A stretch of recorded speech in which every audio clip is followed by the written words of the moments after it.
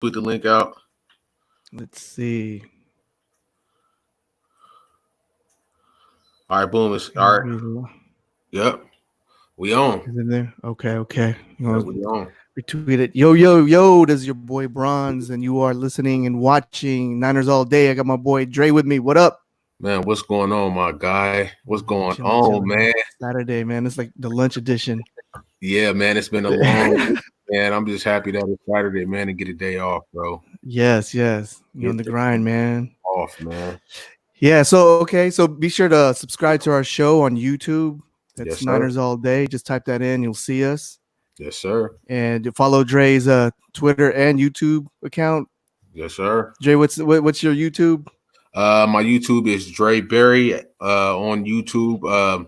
And what that channel is, all it is, it's an extension of Niners All Day. So what we're doing is we're trying to get the platform out there as much as possible. So we do live shows on here, and what Bronze does is he downloads those shows and then he sends them over to me, and I download them and I upload them on my personal page, and also make clips of specific titles that we talk about. So you guys can check it out there also. Yes, sir. And that being said, okay, so we have a special guest today. We got Dion. Yes, sir. Right? Yes, sir. Oh, what up, Dion? Hey, what's going on, man? How y'all doing? Man, we doing good, bro. We good. On, man. Happy to have you on, bro. Hey, man, appreciate y'all having me, man. Appreciate both of y'all having me. No doubt. So Dion, bro, let the people know where you from, where to find you at, because you do your own content also. Go ahead and blast that out. All right, so I am Dion. I'm originally from Los Angeles, California. And yes, the real LA. I'm talking the Crenshaw district, right by the Crenshaw Mall. If you know where that's at, then you know where I'm from. Yes, sir. I lived in you can catch me on Twitter at SwiftD. That's SWIFTDEE. And then if you catch me on YouTube, it's just my name, Dion Johnson. And on Instagram, you can catch me 49er_Dion. So that's just me, man. I've been doing my content for a little bit, for probably about a year or so. I've been a Niner fan since like '85. Oh, yeah. I was a quick short story about that. When I was little, my mom's, what I'm saying, like so many of us young men out here, my pops wasn't around, so my mom's, she taught me a lot. So first thing she taught me was when I was watching sports to pick colors. So I was sitting there watching it. I liked red, and I kid you not, it was a touchdown pass from Montana to Rice. And I was watching the game, and I said, "Mom, who is that?" And she said, "That's Jerry Rice." And I said, "Who threw the ball?" She said, "Joe Montana." Who's that team? San Francisco 49ers. It ain't changed since. Man. Yes, Never sir. changed since, bro. Just it was that simple touchdown pass. Seeing like Jerry Rice do it, it was like that was it. There was nothing else that needed to be said. That's what's up, bro. So you basically a lifetime fan. It wasn't you know what I'm saying? I was a fan of them, and then you a real diehard 49er fan, man. And that's what we like to fuck with over here, man. Because it's a lot of those flop belly fans out there who just became fans back in 2010 and 2011 when we had Harbaugh. You know what I'm saying? And I've been rocking out for a long time. It don't matter, what the record was or any of that shit, whether we made the playoffs or not, man. I'm a diehard 49er fan, man. Yeah. Yes, sir. All right, so today's topic, we're going to be talking about the top 10 free agents for next season. Yes, sir. And it's going to be like, I guess Niners Nation put out their top 10s, and I guess we're going to go over what we think about it and what our top 10 would be. Yeah. So they definitely have a few people in places where I feel that they should be lower or not even on the list, but we're gonna get into that when we when y'all see the list. Bro, go ahead, share the screen and bring up that list, man. All right. Let's start at number one. All right, okay. Number one. So of course, number one is Richard Sherman. And what it says about Richard Sherman is at the top of the list for a few reasons. One, he's all pro, and despite his age, he is going to be the most difficult player to replace. Behind Sherman, you have question marks and projections. What the 49ers do with Sherman next season will depend on how he looks this season. Sherman turned 32 years old in March. He's a player that has never relied on elite athleticism. So I don't think the move Sherman to safety holds much water. He's going to be a cornerback. So, that's obviously number one. Then number two, but bust that one down for us, Bronze. We got Trent Williams, left tackle. Williams has all the leverage. If he stays healthy, whether it's 49ers or another team, he's going to cash in next offseason. If he's banged up on early on a season but stays healthy throughout the 49ers playoff run, do they ignore the first few games and reward Williams with loyalty contract? There are so many different ways his season can play out. Okay, and then so go ahead. You want to talk about the first two, or like, do you guys agree with this, or should you be flip flopped? All right, so let's just go down the list. All right, so first is Richard Sherman. Second is Trent Williams. Third is Kyle Juszczyk. Fourth is Jaquiski Tartt. Fifth, DJ Jones. Sixth, DeKello Weatherspoon. Seventh, K'Wan Williams. Eighth, Ronald Blair. Ninth, Trent Taylor. And 10th, Kendrick Bourne. Okay, so those are the 10 guys that they have on this list. There are also some guys who I feel that are really important that they don't have on this list. And it's all right. So let's start at number one. Out of those 10 guys, who do you think is the most important to replace, Dion? To be honest with you, if you're going to have these guys on that list, the number one person would be Sherm. And the reason is because of his level of play. You're not going to find another cornerback like Sherm out there. They don't just grow on trees. They don't just walk around just, bagging groceries like Kurt Warner and then randomly go win Super Bowls. Right. You don't find DBs like that. It just does not happen. So Sherm definitely is perfect. He's properly placed on the list. Okay. And then I'm looking at that list already, and you've got Trent Williams, automatic. Yeah. You said it yourself a million times, Dre. Who gets a 7-time Pro Bowl tackle for a 5th and 3rd round pick? It doesn't happen.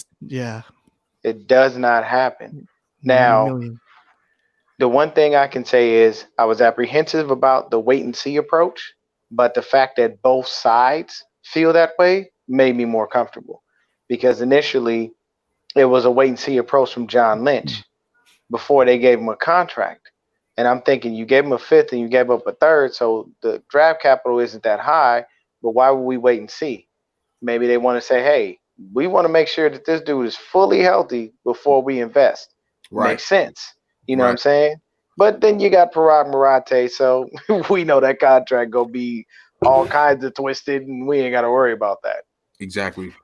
This is my concern too. So, definitely 1 and 2 is very important. Then, we got Kittle, right? So I'm thinking, like, how are we going to be able to afford 3 of these guys? I mean, so the thing is, bro, that, if you look at the salary cap on Over the Cap, it's $49 million next year, right? We didn't retain Joe Staley, right? So that added, but that money got used mostly this year. We didn't pick up Solomon Thomas, his 5th year option, so that adds $12 million to that 49. So that's $61 million. So I don't think that it's that much of a problem, especially if you look at a year-to-year basis. I don't think that it's that much of an issue. I think it's more of the fans are looking at the salary cap situation right now, and they don't realize how much money we're going to have next year, because most fans are just casual fans. Like, they don't pay attention to salary caps year to year. They don't pay attention to guys who are going to be on the book still. They don't pay attention to free agents. They just log on and they look at what people are talking about, and then they have their own thoughts and their own discussions about the subjects with not too much knowledge. And it's different with us. Like, we looking at who's on the books, how much money is going to be on the books, who's up for a new contract, what type of player they are. So it's a difference in the fans. So, I think we'll be in an okay position. Now, my take on 1 and 2, I would actually flip flop Trent Williams is number 1, because we all know that left tackle is the most important position on the offense, because without a left tackle, your quarterback is going to be shit, unless you got somebody like Deshaun Watson who could just make magic out of nothing. Or if you look at somebody like Cam Newton, when he had his MVP season, he didn't have that good of an offensive line. And we've seen that coming into play when they went to the Super Bowl, when they played against the best defensive line in the NFL. They got their ass handed to them. And so I would actually flip-flop Trent Williams at number 1. And that's just because the importance of that position. And Trent Williams is fresh. He hasn't played in 2 years. He's fully healthy. He says he feels the best he's ever felt. And so I would actually flip him with Sherm. But, if it had to be Sherm at number 1 and Trent Williams at number 2, I really can't argue that. I can't argue that. You know what I'm saying? What you think, Bronze? How you feel about that? Yeah. Seems like we're always kind of like in the same page. I would lean towards Trent being number 1, and then Sherman. Sherman's getting old. But he's very important. But age, I don't know. Like, each season, when you're getting up there, like, each season, really counts. Right. But but I'm thinking about with this list. When I first looked at this list, I was thinking like, okay, this is basically the importance. But I'm pretty sure that not everybody's gonna get signed in this list. So when I was looking, I'm like thinking, okay. Okay, who's gonna go and who's gonna stay? Right. That's how I'm kind of seeing it. Right. Or like, would be the top, 5, that would you keep? Right. Yeah. So I'm thinking, okay, let's go down the list. Let's do that. Dion, what do you think? Doing this list, who do you think we should drop, and who we should keep? Oh, okay. So I got the list right here, and. Trey know me. I'm real quick with the drops, man. But Trey too. No, but let me tell you something, man. Me and Trey will go back and forth all day long, because I am the type of person. I'm not high on McKinnon. Never have been, because he's been here. He's been injured for 2 years. I understand his potential. I know what he can do. I saw what he can do. Yeah. Thing is, he ain't done it. And then the NFL is a what have you done for me lately league. And if you ain't done nothing for me lately, then why am I? The one thing I can say about McKinnon I respect is he restructured his deal. Yep. He knew he wasn't, he was not worth that money. Right. He knew it. He said, okay, I'll take a cut, because I know what I'm capable of. I know what I can do. But this list, to be honest with you, man, it's a couple cats on here that's going to break my heart. The number 1 person to drop is Akello Witherspoon. Boom. Automatic. You drop Akello. Yeah. Dre has a saying called mental midget. Right. Or should I say mental little person? I don't want to be offensive to nobody. I don't want to get in trouble with nobody now. Dre has that saying of mental little people. He is a mental little person. He will go out, have a bad play, and it will stick with him and tear up the rest of his game, and probably even the rest of his day. Yeah, his season. Like, he doesn't know how to recover from those. If you notice, what was it, the first 4 or 5 games, that man was playing lights out. Yep. I was like, okay, this is the Akello that we need. And next thing you know, he got injured. E-Man came in, and they did him a solid and said, hey, we're gonna give you your job back. Don't mess this up. And he messed it up. Right. But he manned up and said, hey, give me E-Man special teams reps, whatever else he was doing. He going to need his energy now that he's starting. So I respect him for that. Right. But as far as his game, if he can't get over those mental hurdles, bro, you can't play in this league. Everybody has a bad day. You think Yeah. Sherm ran around his whole career and ain't been mossed a couple of times, ain't been scored on a few times, ain't had a bad day? No, but he does not let it bother him. You have to be stronger than that. Oh man, the rest of the list are people that I actually like. I love me some DJ Jones. Yes. You know, You gotta and keep him. you gotta keep DJ. But oh man, yeah. What about Tart? You know what? I can honestly say, in all honesty, Tart, I can let go. Yeah, I can let go of Jaquaski Tart. I agree. I can. I can let go of Tart. Look I at know Dre. look at Dre's face. Okay, His face is red. okay, bro. I get it because Okay. okay. So we did get a young man that's from Alabama. He's undrafted, Maiden. Jared Maiden. and maybe he could be the guy that comes in and fills in for Kwaski. Exactly. The only thing that bothers me about that is when Kwashi was out, you seen what happened to the back end, especially in that Saints game. The communication. It was You're right. horrible. Communication was bad. It's a very good safety in the run game. He comes but up, not pass. he gets tackles for losses, he causes fumbles, but his pass game and his tackling, the angles that he takes are just retarded. Like I just don't understand it. But he's a really good box safety. He's a guy that you want to play up in the box that will play like a linebacker because he'd knock your damn head off. Oh but, yeah. He yeah. One thing about Marcel Harris is he can hit.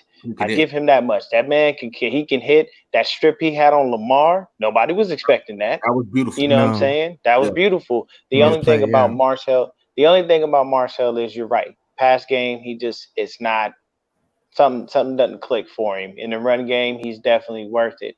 But having Maiden there gives me the option to go ahead and say I can let go of Tart. I like Tart, but the only thing with him is that you're not like he's not like overly spectacular, but then he's not horrible. So he's a little bit above your run of the mill type guy. Right. You know what I mean? Okay. He's like right in the middle. But this is the thing though, bro. How do you think that'll affect Jimmy Ward? Jimmy Ward and Jaquaski Tart played in high school together. They played in college together. Now they're playing in the NFL together. You know what I'm saying? Like it seems like they feed off of each other.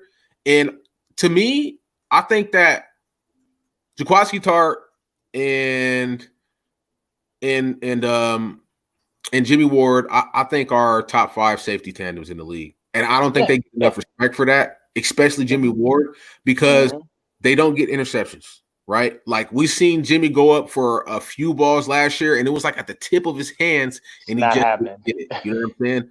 The same thing with Kwashi. We seen him go up a few times for balls, and he just wasn't able to get it.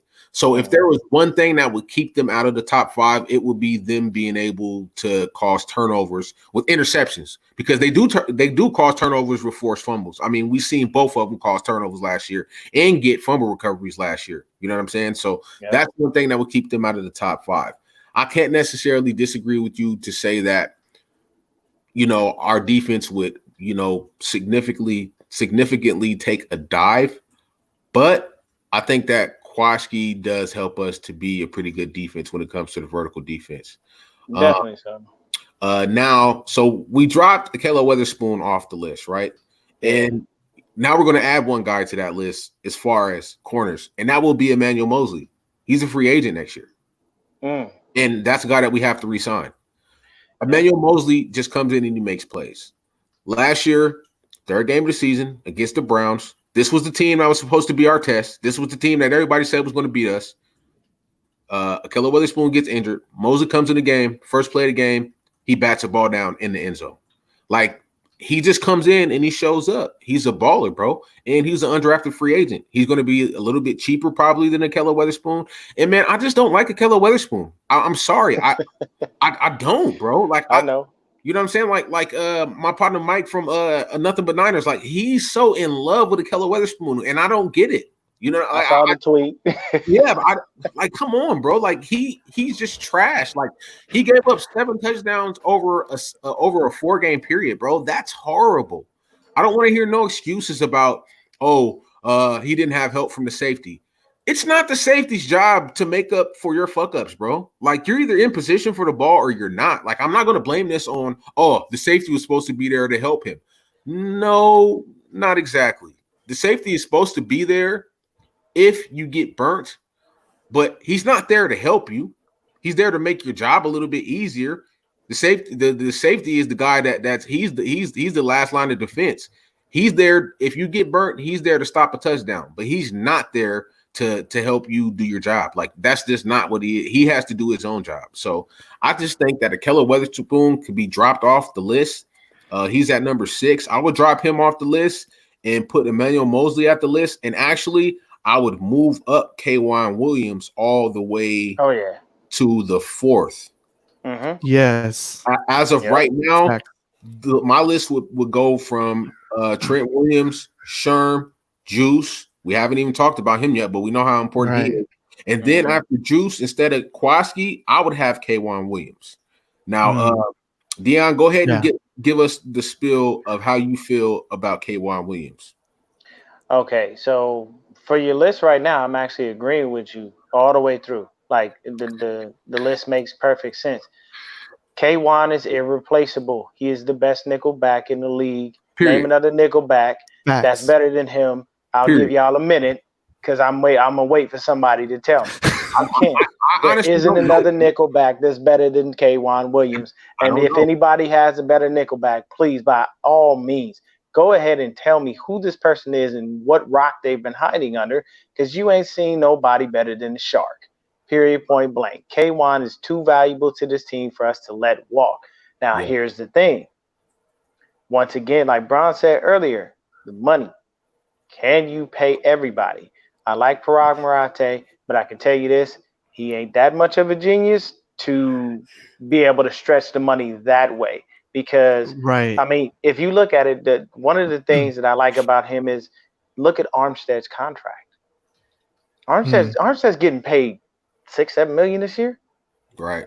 Chump change. Right. But he structures the contracts to make it so that it fits the salary cap for that year. But K'Waun is an irreplaceable corner. You have him in on nickel downs, and you know he will take away that slot guy. Yeah, there are a couple of instances where he's gotten a little bit beat, but the dude is just irreplaceable. He makes plays. He knows exactly what he's doing. He understands his scheme. He understands his role in the scheme.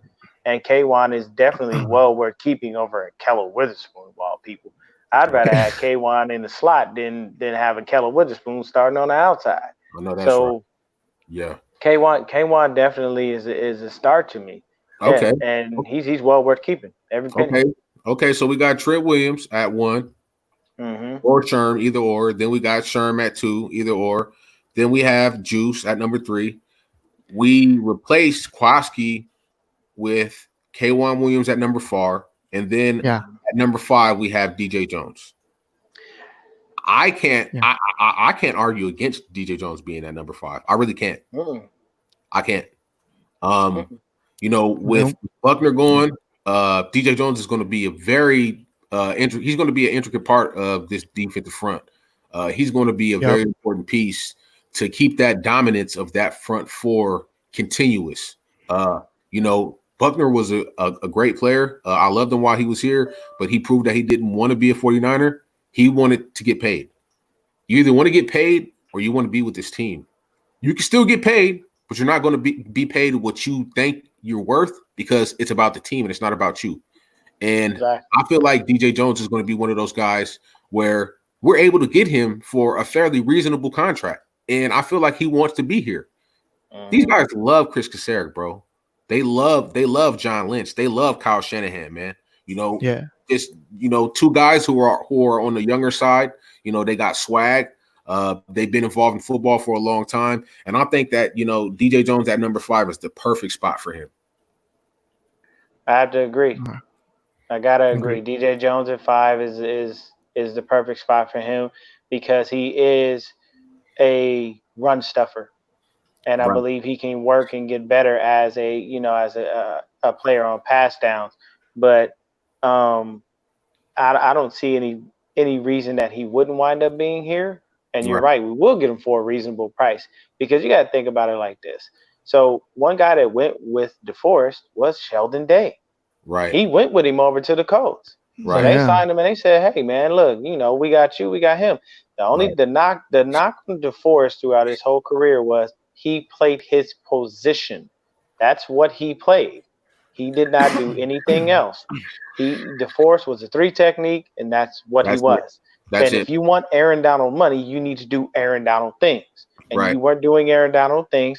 But I even sent him a little message on Twitter and said, "Hey man, blessings to you and your family. I'm happy you got paid because it's hard for these players to get paid in this league. So I get it. Hey, go get your money, do your thing. That's fine. I wish you nothing but the best. I appreciate the time that he was here because he brought us a light on that defense when we was definitely in darkness for a while. Right.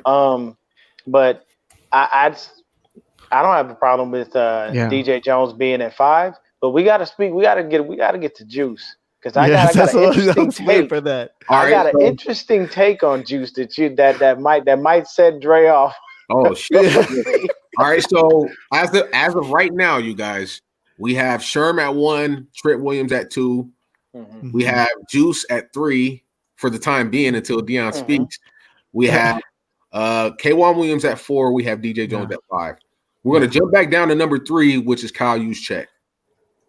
And, I want to hear what Deion, I want to hear what you have to say, bro, because, like, number 3 is, like, a good landing spot for him. You know what I'm saying?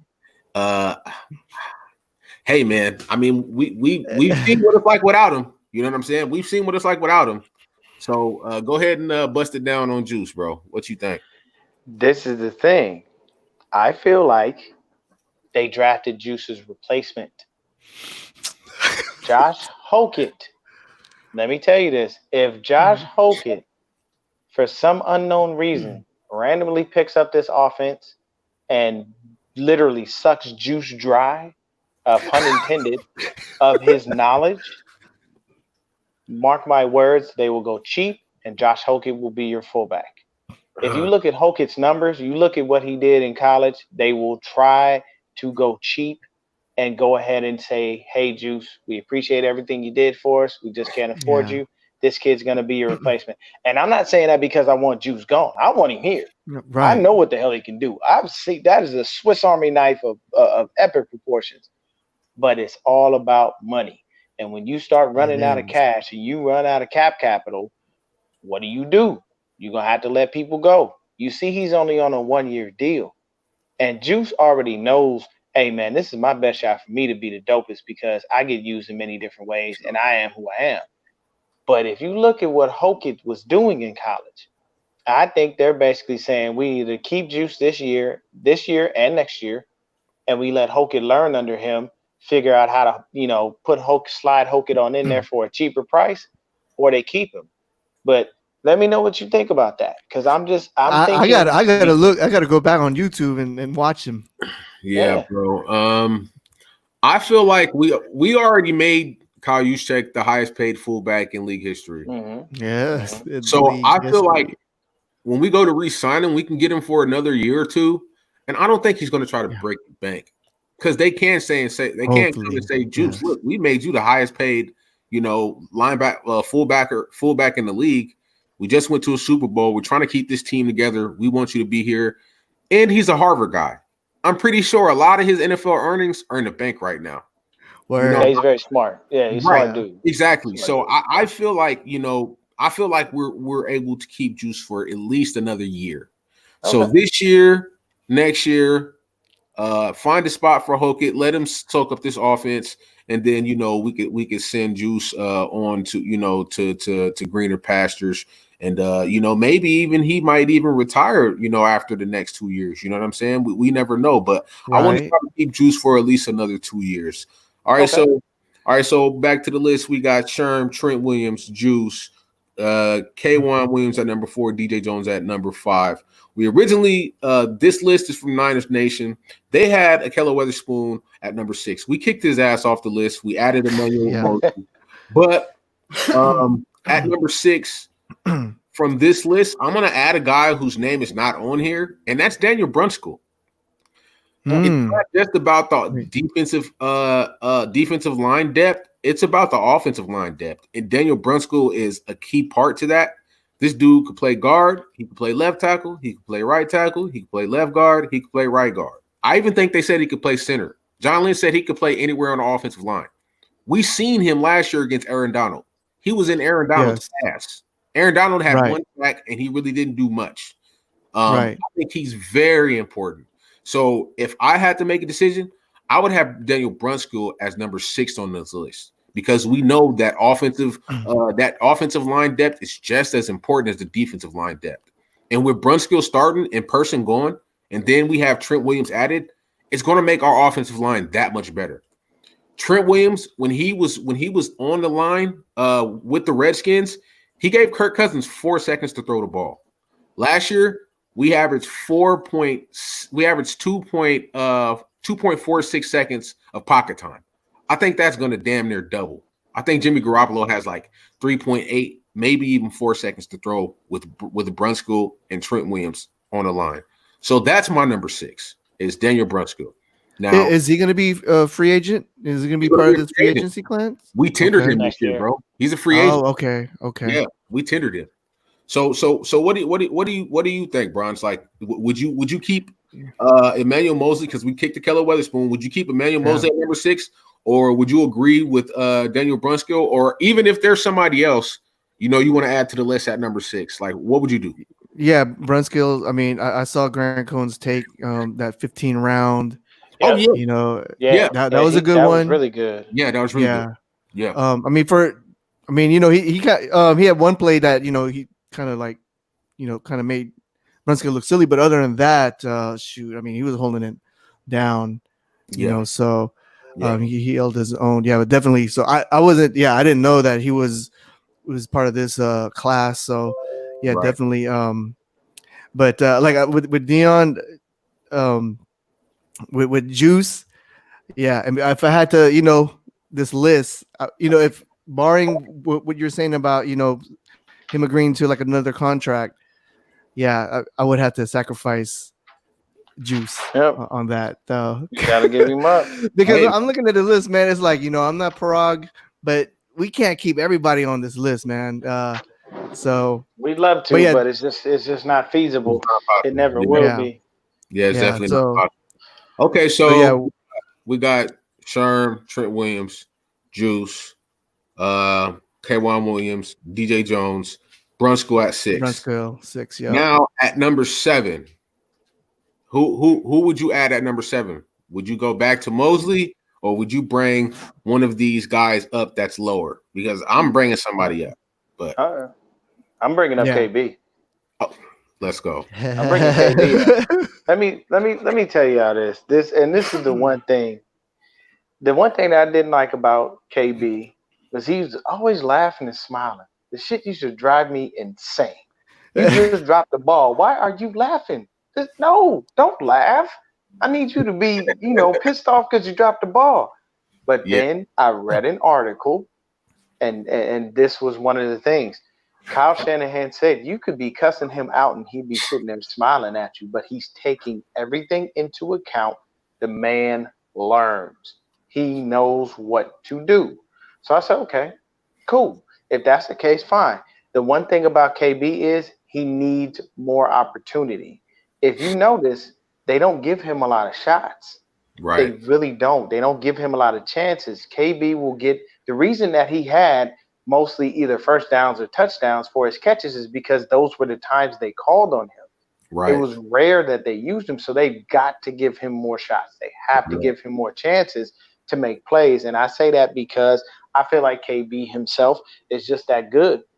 Right. And to me, it ain't nobody like, to be honest with you, who is it? I think I was watching Rombo not too long ago, man. Somebody brought up Chris Thompson and Sean Poindexter. And I said to myself, okay, you are not a Niner fan, because if you know anything, both of those dudes have been one of two things: on the practice squad or injured. They are nobodies. They do not count. You will not see them on this team. I can tell you right now, if I have my laptop up and running, I can give you a whole list of exactly who's going to be the starters. And I can guarantee you it does not include Sean Poindexter and or Chris Thompson. Mm-hmm. Those dudes are they there's nothing that they can prove beyond a shadow of a doubt. With the amount of receivers that we have. Right. They ain't made the squad yet. Right. So what makes you think they finna do anything this year? Right. And why are we talking about them? You know what I'm saying? Why did you even give that light? That made no sense. But KB is literally, and then KB is another one of Shanahan's guys. He's his favorite.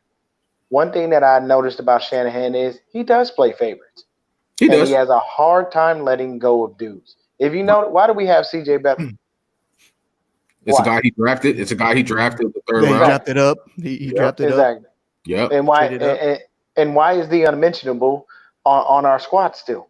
Right. Yeah. You know? Yeah. These are players that he went to go get that he has a hard time letting go of. So I can understand it to an extent, but at the same time, it's like when you pick players and you kind of look at them as like your kids or something, pick dudes that produce. The love you have for KB, I can dig it. Right. You know why? Because it's validated. The man has to play on the field. 5 touchdowns. You know what I'm saying? He goes in when he goes to the end zone, he money.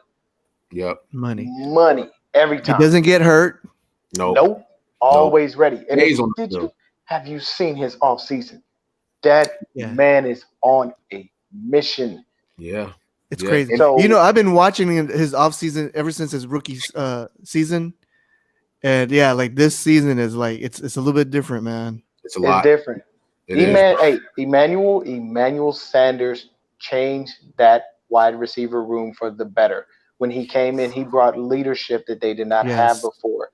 If you look at the explosion of talent that happened from the moment he came in all the way up till then, it's great. And I can guarantee you right now, he almost thinking, damn, man, I wish I was kind of back with Jimmy G, man. Drew Brees over here spouting his mouth all sounds stupid. I didn't even think about that. Hey, look, Niners. Hey, man. Hey, look, Niners. Just slide him a 7th round pick, man. I'll come back.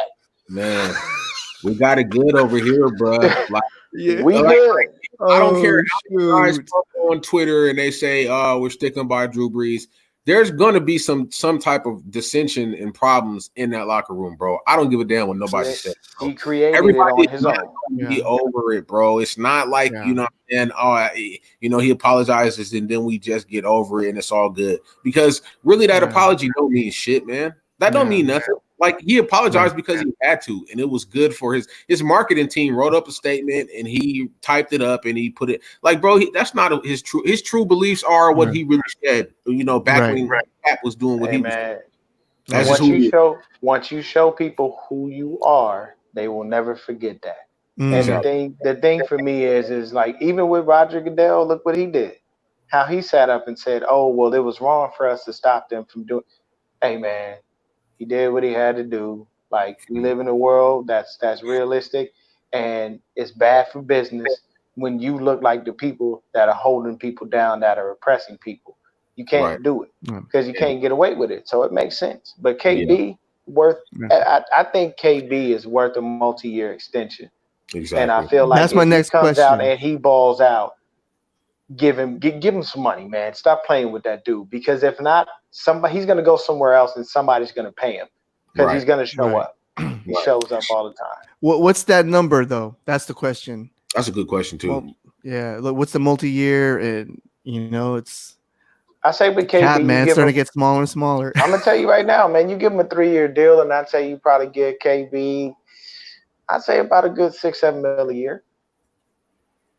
He's good 6 or 7.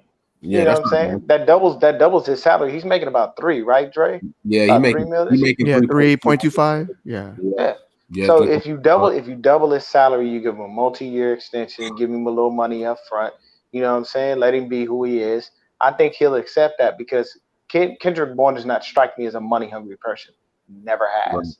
I've never seen that from him. And like you said, he's available. That dude don't get injured. You never see him on the injury report. Every week, he is openly available. He's ready to play, and he's ready to go out there and score. And I kid you not, man, to be honest with you, I just like to see the dude dance. I can't dance to save my life. I got 2 left feet now. And when Kendrick Bourne dance, I feel like that's me on the field. Hey, and it's amazing, bro, to watch him over these last couple of years because, like, I try to remember, like, was there ever a time where he even got up and he limped to the sideline? And it's like, no, like he He's the Iron Man, bro. Like he does not get injured. Like he stays ready, he stays willing, he stays available, bro, and he goes out there and he does the job to the best of his ability. And he even overachieves for the amount of opportunities he gets. You know what I'm saying? Odell Beckham Jr. Didn't even have 5 touchdowns last year, bro. He had 4. Even though he had 1,000 yards receiving, but he had 4 touchdowns. This dude had 5 touchdowns on 30 receptions. So that just lets you know that he does the most with his opportunities. So we got KB down to number 7 instead of number 10. And number 8 on Niner Nation's list is Ronald Blair. Okay. I can dig that. Okay. Yeah, I think that's where he's at.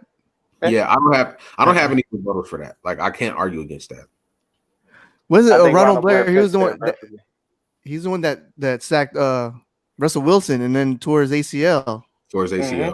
Yeah. So I'm just that was like 110% effort, man. He chased Russell Wilson down and got injured for it.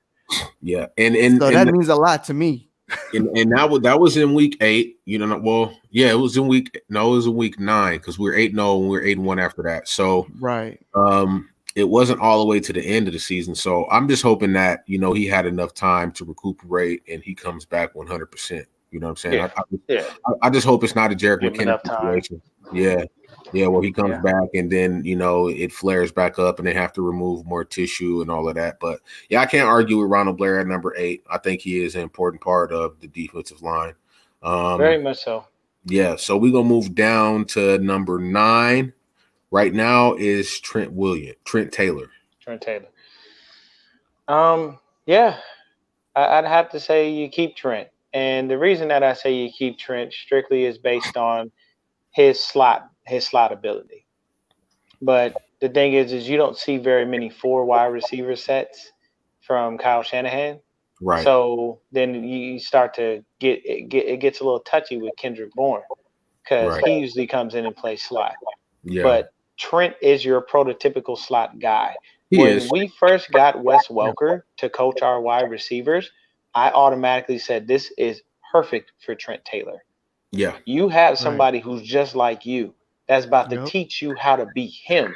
When he was elite, oh shit, this is a match made in heaven. It made sense. He was because Wes was a bad motherfucker. He was bad. I can tell you this, man. One thing that I can say is there are not too many cold white dudes like Wes was. He was that dope. Yeah, in the league where it's predominantly 70% African American players, you have some of those players that just stand out, and Wes definitely was one of those dudes. So I thought that for Trent Taylor would work out. But I have to say, I think Trent fits right at that spot. He makes sense. Yeah, he makes good sense there. Yeah. If he balls out, I'm saying if Trent Taylor goes off this season, man, I think Richie James's days are numbered. Yeah. I don't know. If I like Richie James too. I like him a lot, but I mean, it's gonna be hard to keep. It's a deep wide receiver group, and some of them got to go. All right. One point I'll make on Richie James real quick: he just doesn't get opportunities. I don't know if it's because he doesn't know the playbook or if they just don't give it to him. The guy doesn't get opportunities because you don't see him besides punt and kick return. You literally just do not see him on the field. I think he had a catch in the Skins game, if I'm not mistaken. Yeah, that's the game. A big catch.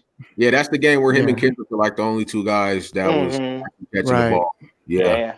And KB almost had the touchdown, but he fell because it was a mud bowl. It was. But that's the thing. He doesn't really get opportunity. So I don't think that he makes the squad. Okay. It's unfortunate, but I know.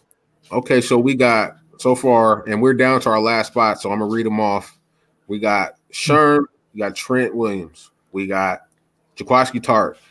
We got Juszczyk. We were at number 3. We replaced Jaquiski Tart with K'Wan Williams at number 4. We got DJ Jones at number 5. We have who do we bring down to number 6? Oh yeah, Daniel Brunskill. We brought him down to number 6. We got KB at number 7. We got Ronald Blair at number 8. We got Trent Taylor at number 9. Okay, now it's between Emmanuel Mosley and Jaquiski Tart. at number 10. Mosley, baby. Mosley. Yeah. Mosley. I like Tart. And- I'm not. And guys, we just want you to, everybody who's watching, we're not saying that we don't want Jaquaski Tart to be on the team, right? What we're saying is Jaquaski Tart is going to command at least $9 to $10 million a year, right? And we don't have that to give to him. We still have Tavarius Moore. We signed what was his name?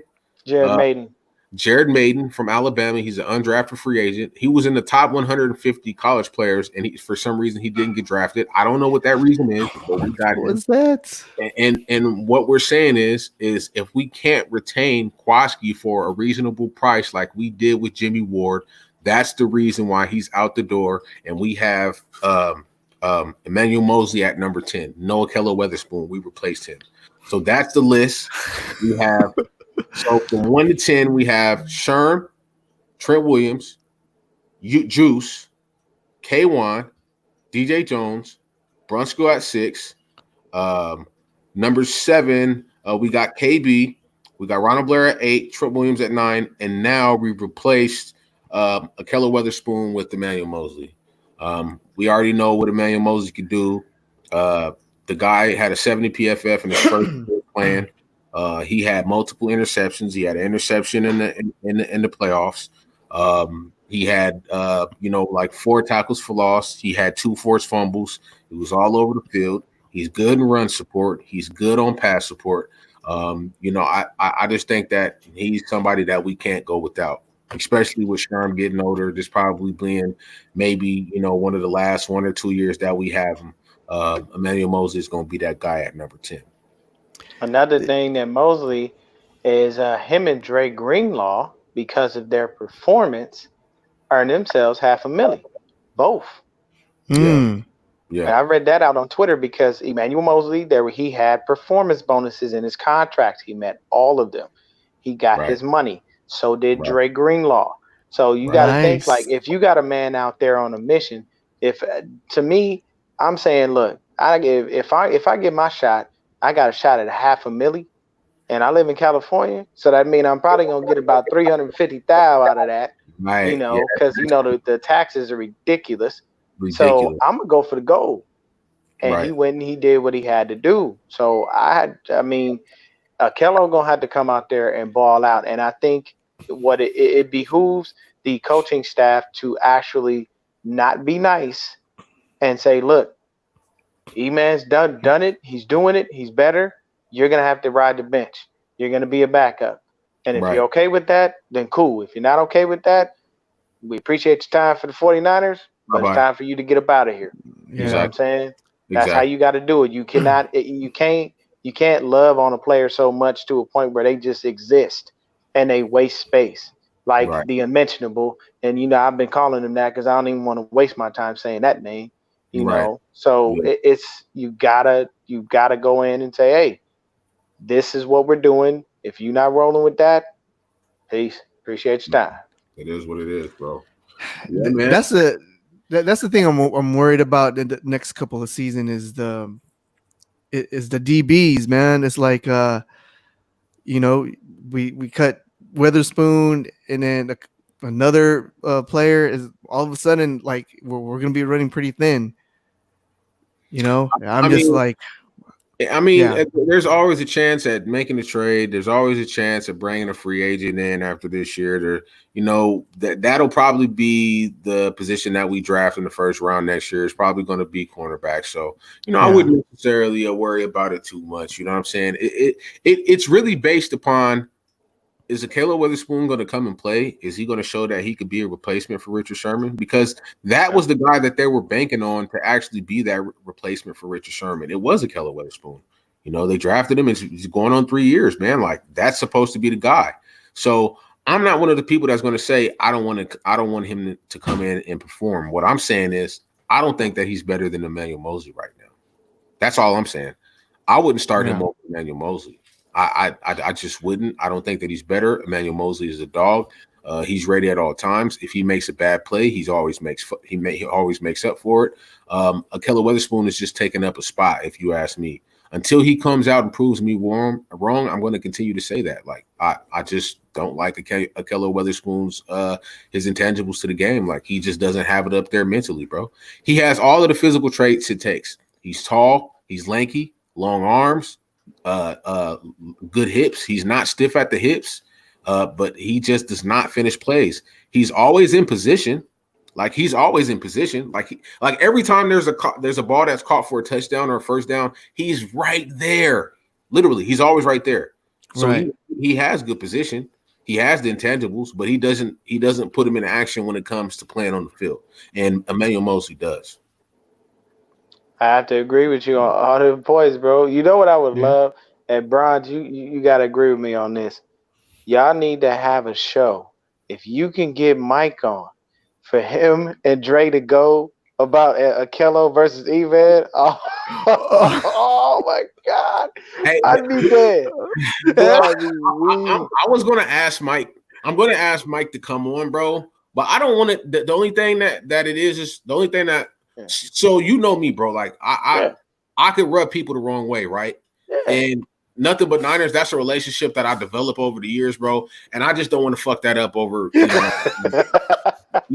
because we have a disagreement. It's okay, healthy You know debate. what I'm saying? That's Yeah, the but reason be the why healthy.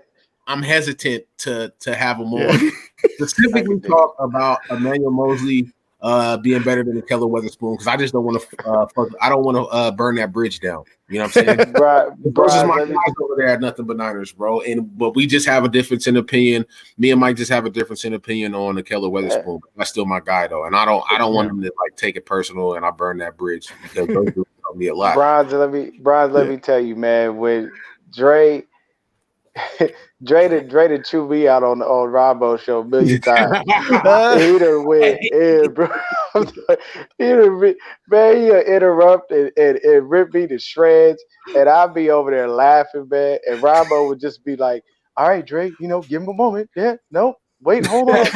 But me and Dre can tell you every single time. You know what I said? That's just Dre, man. That's who he is. Yeah, He's a passionate person. Passion, yeah, It definitely. don't rub me the wrong way. I tell people all the time, still my dog. I ain't tripping on none of that. I have nothing to be worried about. Like, I'm cool with it because it's just somebody understanding their own point of view and saying how they feel. But I think that this list makes perfect sense. And I think what happens is yes, there's going to be some guys that we don't want to go that gets cut. But I give you a quick tip about Jared Maiden. If y'all don't know, Maiden made Jawan Jennings look very pedestrian when they played. Alabama played Tennessee. He ate that ass up. He did. He made Jennings look bad.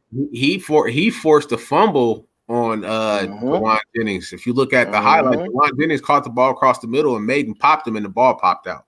Oh yeah, no, Maiden made him look bad. So that's part of the reason. Like I have to say that again. It's not that I don't like Tartar. I don't want him on the team. I love him. I love that tandem of him and Jimmy Ward. When you have guys that have communication like that, it's undeniable. I appreciate it.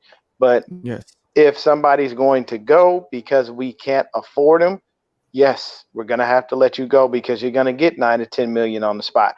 Right. I get it. I can dig that. Right. It's certain guys that just, hey, we appreciate your time. We just can't afford it unless you want to take a pay cut and stay here and win. And just like you were talking about on the other show that you did, where you were talking about Kittle, him getting shipped off to NFL Siberia for wanting too much money. You will go there because if you're on a winning squad, sometimes you got to take one for the team. You do. And if you got it, and the thing is my thing is, if I offer you 16 mil, you are getting 6 million more than anybody else at your position. Travis Kelce, who is said to be by most NFL analysts the best tight end in the league, is making less than you. And he gets more touchdowns than you. But your agent is going to tell you, hey, man, we're going to get this 20 mil. We're going to get. Okay, I understand you're a great blocker and you're a great pass catcher and you damn near could be a left tackle if you wanted to be. The issue is I need him to understand how to talk to his agent and go, dude, chill out. If they come at you with 16, take it and let's just shut up and go. Because then I'm gonna wind up playing for the damn Detroit Lions, catching passes from Matthew Stafford and doing nothing after that. I'm gonna be on the couch instead of in the Super Bowl where I belong. So he's got to get that right, man. But these players that we got right here on this list, they are pretty much, not expendable guys. You need them. As far as what you said earlier when you were talking about drafting a cornerback, that is definitely my sentiment as well. I do believe in the first round next year we'd find our Jeff Okuda, so to speak, or we find somebody who we think is close to Sherm, because we haven't drafted a top-tier cornerback in the first round, and we haven't drafted a top-tier cornerback in God knows how long. So we need that. I mean, years ago when we snatched Nate Clements, remember when we got him? Yeah. And he came in, he did pretty well, you know what I'm saying? I think who was that? Scott McClugan or McLaughlin or however you say his name. Yeah. That was back in the day. That was dude. I liked him as a GM. You know why? Because he went after big name players and he made sure that they got paid and we just rode. How do you think we got the Cowboy? He brought that in. So it's a progression of those guys looking in and saying, hey, can we get players to come here? Can we get players to do what we need to do? And are they going to understand the culture and do they want to win? And that at the end of the day is what it's pretty much about. Yeah. All right, man. Well, you know what I'm saying? We appreciate all you guys. Sorry. He got a bag. I just want to drop that. Yeah. I'm starting to feel. Like, was that he got a bag of chilies. Like, who goes to Chili's? Yeah. Like, I don't know what. Yeah, I forgot what this is. It's like smokehouse burger or something. Oh, that's what it is. I think it was from Chili's. Yeah. So people, I mean, I just wanted to touch on this real quick. I'm starting to see pictures, like with Jalen Hurd and Ayuk, coming in. So I'm getting excited. Like all the players are coming into the Bay now. And it's like families coming to town, for the holidays. So. So I got hyped when I saw this. He's there. Let's see. I got another one here. With Hurd. I mean, I was excited for Hurd, man. It's good seeing him running around. That's when he was out there with was that yesterday or the day before yesterday? A couple days ago. A couple days ago. Yeah, Wednesday. I think Wednesday, Thursday. Yeah, he's running, man. Jimmy looks big, bro. Yeah, he does. And Jalen looked great. Somebody made a joke, man. They said that why does that look like Kyle Shanahan with dreads? He was talking about Jalen Hurd. I saw that. I saw that on Twitter. I was weak too, and I'm sitting there thinking like, hey, look, no disrespect to the coach, man, but Shanahan wish he had the ability that Jalen Hurd had, and he'd be on the field rather than on the sideline. Yeah, bro. Yeah, he did get a scholarship to Texas. He was there. He did. He was there, but it just didn't pan out for him. And Brandon Ayuk was working out with him too. Yes, sir, man. Yeah. This was a couple days. Yeah, bro. That's what I'm saying, man. It's like family coming to town now. It's revenge tour. God, he's big. 81-inch arm. Look at how long he's gonna look. His fist is damn near touching the ground, bro. Man. That's gonna be bad. When you have a dude where you can cover him and you're in his face all the time, and he's just reaching over you and skyrocketing, and there's nothing you can do. That's bro. That is one of the most frustrating things in the world, where you're literally up in somebody, you're with him stride for stride, but you can't do shit because their reach is just superior to yours, bro. I think that's gonna frustrate a lot of defenses next year, bro. That's gonna frustrate a lot of defenses, bro. Yeah, I'm just so excited that he's here. Things. Yeah, I'm excited that he's there too, bro. Thank you for pointing that out, because I knew they said Chris Thompson, Debo, Kendrick, Trey, all of the guys. I didn't know Brandon Ayuk was in town yet, so that's huge. Yeah, that's huge that he's in town and he's getting that work in right now. Oh yeah. Also, man, I heard need to get that work. Yeah, I heard Pettis, man. He got some weight. I heard. But I haven't seen it really. But that's what everybody said.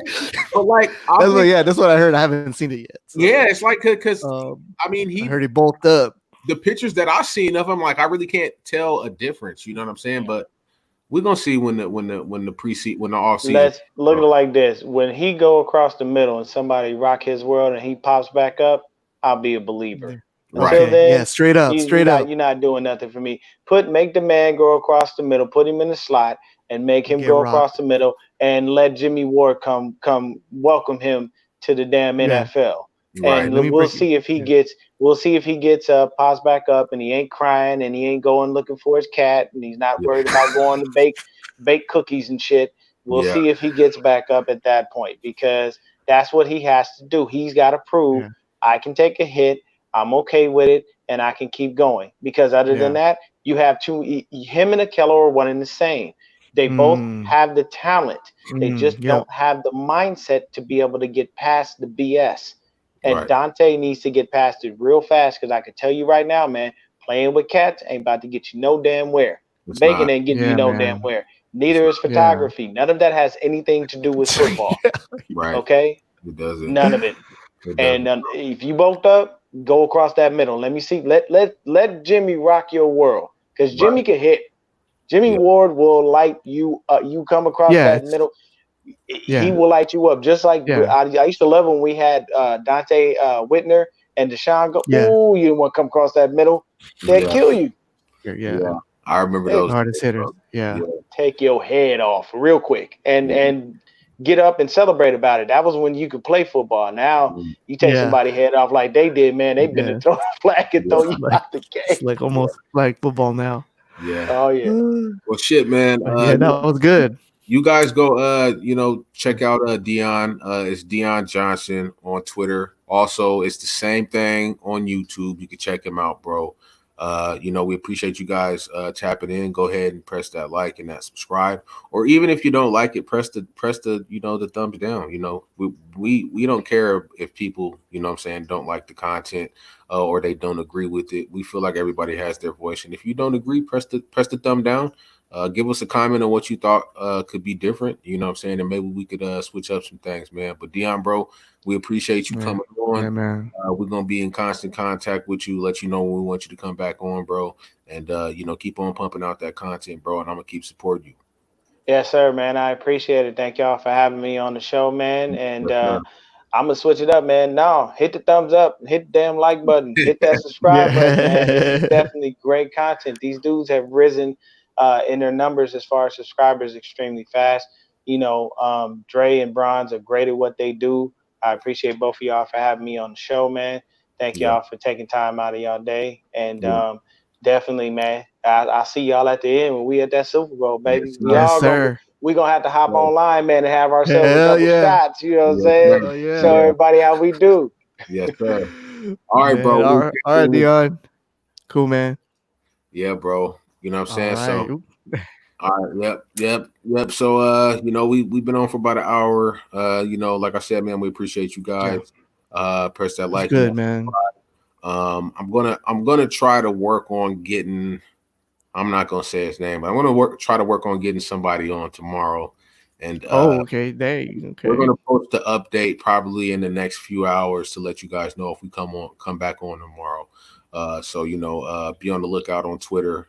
Follow my guy Bronze.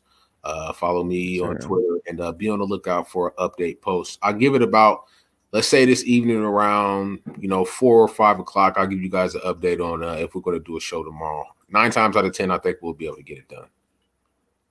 All right, man. With that being said, we out. Peace. Peace.